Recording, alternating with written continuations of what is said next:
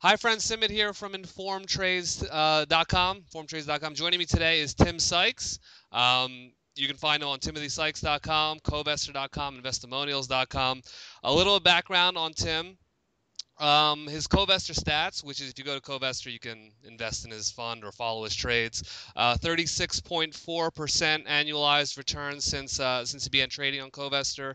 30.6% year to date, and 55.1% over the past 365 days. So pretty solid returns by any measure. And today I thought we could talk to Tim, learn a little bit about his approach to markets, and sort of gain some insight. Tim, thanks for joining us. Hey, thanks for having me, man. Okay, so jumping right into it, the first question I like to ask people is sort of, how did you get started in markets? What was your first sort of taste? Yeah, I was very fortunate to start right in 1998, 1999. So I started with my bar mitzvah gift money of roughly $12,000. And that senior year of high school, I made roughly $100,000, which was a lot of money for a middle class kid from Connecticut. And then freshman year in college, I made nearly 800,000. So I was into it for the money at first. And fortunately for trading, you need to keep your money in your accounts. So I couldn't spend any of it. So I've always had, just a lot of money to play around with. And, you mentioned some of my stats. Like I look to make 30, 50, sometimes 70%, sometimes even I've had a few 100% a years. So it's good, but I just want to teach now. It's more than just trading for myself. I like getting others interested in this. So and I've been reading about your approach, online on your various websites, and it seems like sort of the basic approach or your bread and butter, and correct me if I'm wrong, is finding penny stocks or micro cap stocks that have been inflated, and then you short them when the lie is over, basically. Yeah, yeah. Long story short, I mean, it's not a question of whether it's a pump and dump. It's a question of when will it crack. So it's not an exact science. It's more of an art. But I just use indicators and I try and guess when this is gonna end, and it usually ends very quickly. If you've ever seen the movie Boiler Room, the telemarketers are now the emails. The market has evolved a little bit. It just stops. Once the insiders have dumped all their shares, there's no reason to pitch it anymore. So these stocks collapse 30, 50, 70% within a day or two. I don't know if you want to look up WNYN.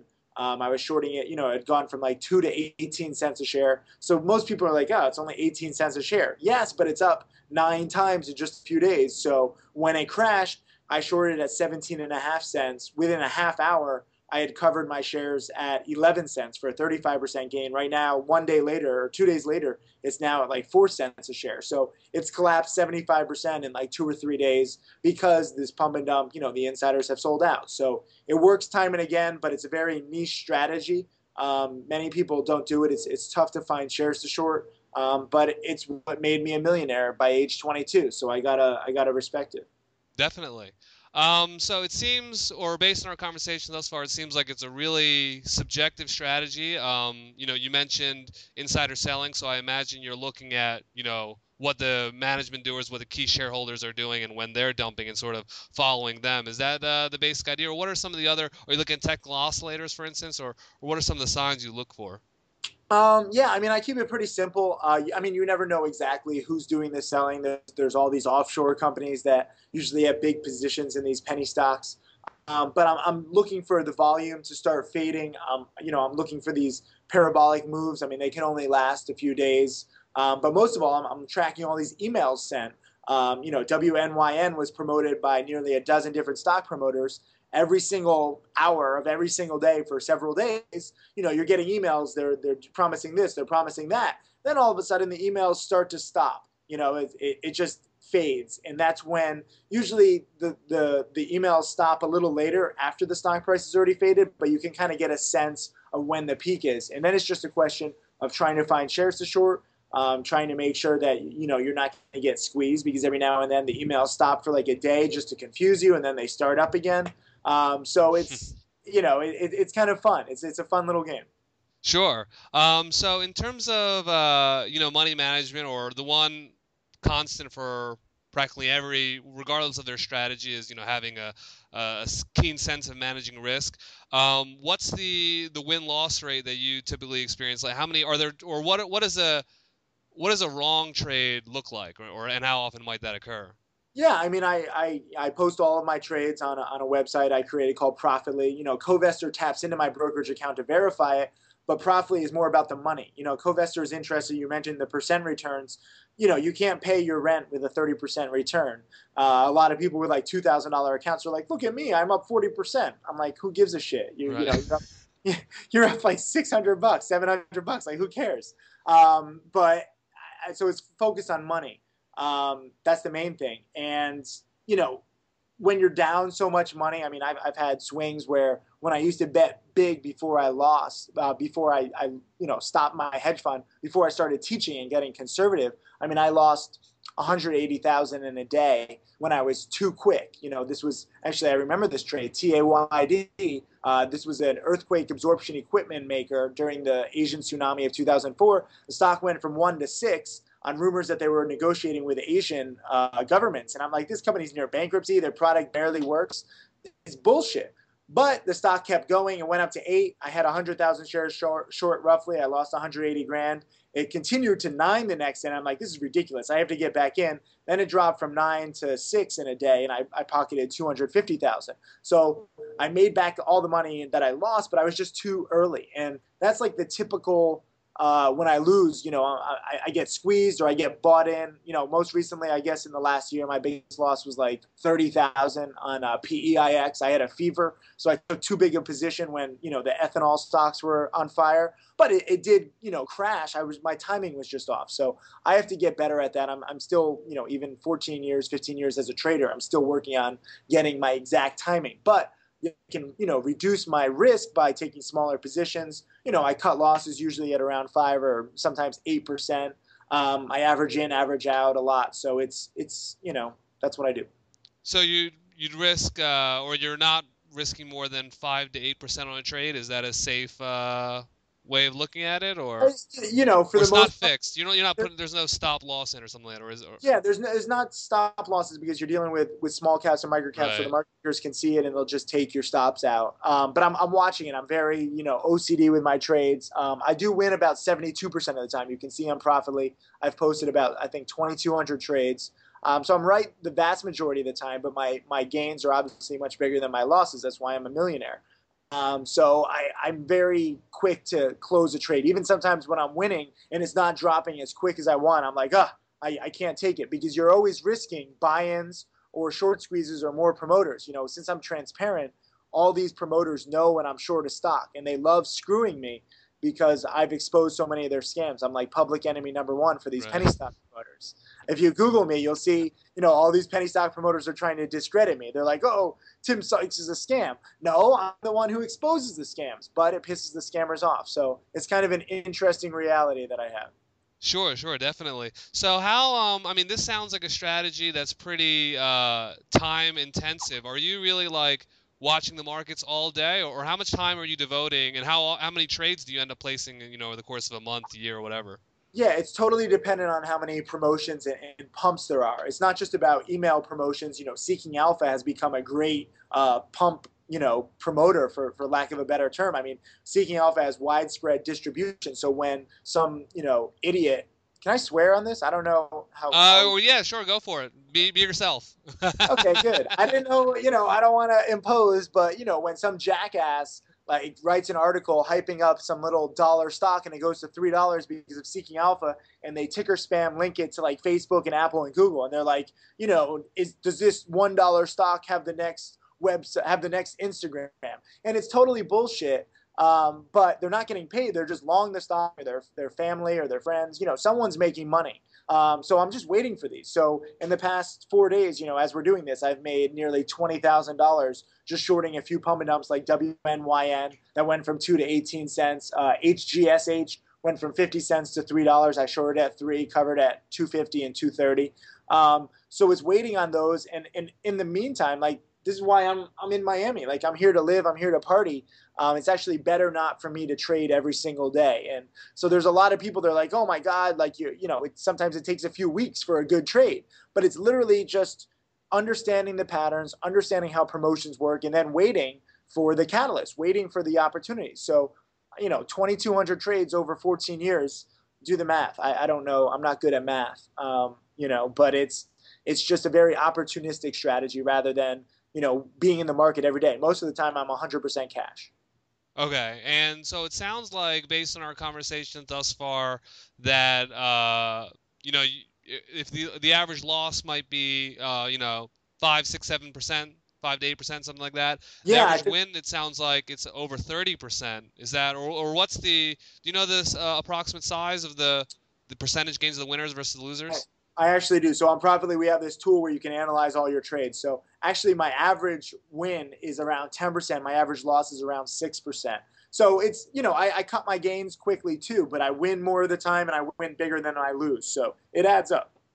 And so in terms of risk management, also, how do you go to approach adding to positions? If it moves against you, do you view that as a try to average in, or do you wait for it in profit and then sort of you see the validation?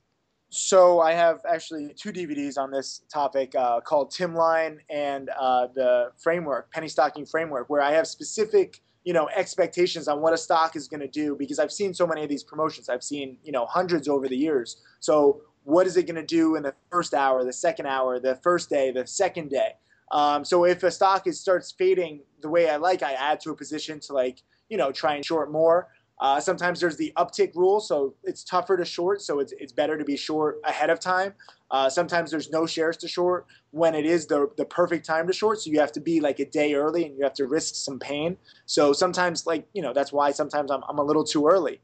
The key is just taking a small tester position rather than going all in at first when you're not sure if the rally is over yet. Every play is different. You can't generalize. Even though, when I say my average trade is 10% and my average loss is 6%, okay, so you're winning more. But, if you look at my trades, I make roughly 300,000 a year from my strategy. I'd say about maybe 180 to $200,000 of that is on just a few plays where I make in the past 4 days where I make $20,000 basically on two stocks. So it's about waiting and trying to capture as much of the downside as possible because these stocks are up 3, 4, 500, sometimes 1,000%. And then it's just a question of how much can you capture on the downside? Can you capture 20, 30, 40, sometimes 50%? So it also sounds like, the bulk of the time is spent waiting. You find a stock that it's getting promoted, so you got your eye on it, like, all right, something's going on here. And then when you get your signal, or it looks like the promotion's exhausted, then you short. Or it sounds like you're expecting the duration of the trade is pretty short. Do you know the average duration of the trade, whether it's a win or a loss? Sounds like, if you don't get that parabolic move, you're out. Is that a fair way of describing it, or? Yeah, I mean it's roughly a day and a half to 2 days is my average. I have a lot of WNYN crashed 40% inside of 30 minutes, so I was perfectly timed that. Sometimes I've waited on a play, pump and dump. The ticker symbol was RAYS. I want your listeners and your readers to type in these tickers because they're all down 99% now. But when they're pumped up, they're in play. RAYS took 2 weeks. And I was shorting. What did I short? I think I shorted 150,000 shares at $1.06, and I covered at 80 cents. So I made some money, but it was also you're getting charged fees, to borrow these shares every day. So it's interesting how it works. I mean, sometimes I've been right about a stock, but the fees actually add up to more. So if you hold on to a stock short for 2 months, you might be right, but you're not going to make anything. Right. Now, in terms of you talk a lot about, and I mean, you're educating, you're doing interviews like this. Uh, is there a concern in light of how niche this strategy is? Are you concerned at all that if too many people find out, it's not going to work, or what do you think about that? So when I got into teaching, I was kind of hoping that I would collapse this because I feel guilty when I miss one of these pumps when it crashes without me, and I hate that feeling. So I'm like, okay, I'm either going to teach this and become very rich, off the teaching, And maybe the strategy won't work anymore, or I'll, become rich off the strategy, off teaching the strategy, and it'll continue working. And what I found is that even after 5 years of teaching, most people are fucking morons. And even if you, especially my people, I don't know, I attract fucking morons or whatever.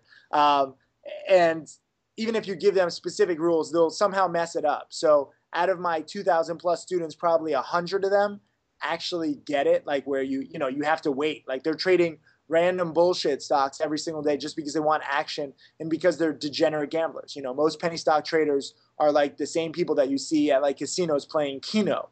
And I don't know if you know about Keno. It has the worst odds of any game in the casino. So the people who are playing that are the biggest idiots. Like they're just, they're like Nicolas Cage and Leaving Las Vegas. So those are my people. And the strategy hasn't collapsed.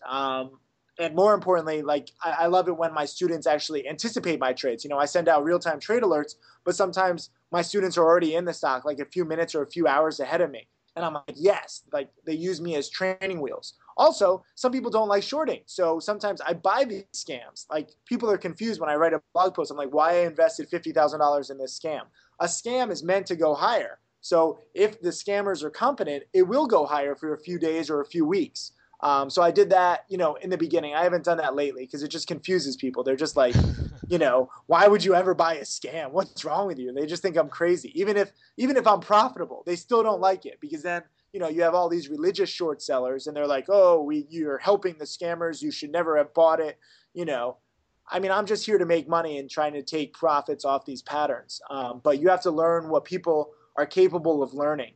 And it's tough being a teacher, because it sounds easy when I'm explaining it to you, like, oh, just wait for everything to fade. But there's subtleties, and sometimes you can't find shares to short. Sometimes you'll get squeezed. So these things happen, and people get discouraged. If you make 10 trades and you lose on like 7 or 8 of them, and you're like, ugh, this is a terrible strategy. Well, maybe you need a bigger data set. Maybe if you expand those 10 trades to 50 trades, you would have won, 30 or 40 out of 50, but you just got unlucky. Sometimes you get unlucky with, the wrong play, the wrong promoter, buy-ins, stuff happens. So it's just a question of time. Right now I have over a dozen students who have made over $100,000 with my strategy, but I'm trying to create a millionaire. That'll be when it really gets interesting. Like if I create a millionaire, then I'll theoretically have many more students, and then maybe the strategy will collapse and the pattern will be to buy these scams rather than just short them. I don't know where it goes. Now, I know in there's in some of the articles you've written or articles written about you online, you used to run a hedge fund, and my understanding was that one of the challenges you encounter with a hedge fund is that your strategy, it's difficult to put, if someone tries to do it with $50 billion, it's not gonna, Yeah. you're gonna be the elephant, and it's not gonna work. So what, I guess. What would you feel is like the max size, or have you identified a max size that sort of works? Um, I haven't identified. I mean, sometimes like with PEIX when it went from, I think it went from like 25 cents to like $1.50 within a few days.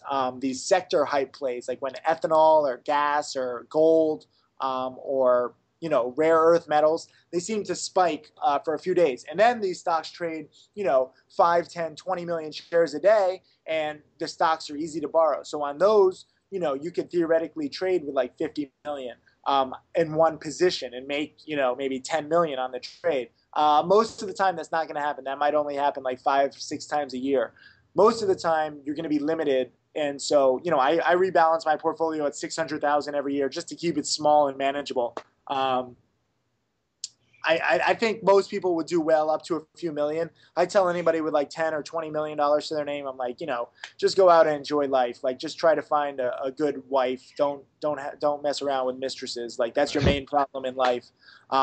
You're already rich. Like, who cares if you make another 2,000? Although some of those people, they are my customers, they're my students, and they just want the action. It feels great to be short a stock when it's crashing 50%, and you called it, and you know exactly why. So people, trade for different reasons. Some people like to lose. I have students where they don't follow any rules and they just like the feeling of losing. Like they're like a battered housewife. They're like, oh, he didn't mean to do it. He's a good man. He just drinks. Like weird shit like that. So if you focus on the profits and you focus on the patterns and you manage your risk reward, you try not to give in to, any kind of biases or any kind of mental handicaps, you do well with the strategy. It's ideal for people, with small accounts. Like a lot of my students, this one guy, Jarmal, he started with $500. He's up to 42,000 in 2012 alone.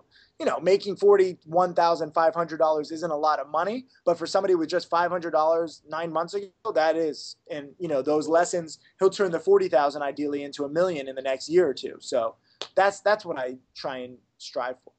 Sure, sure.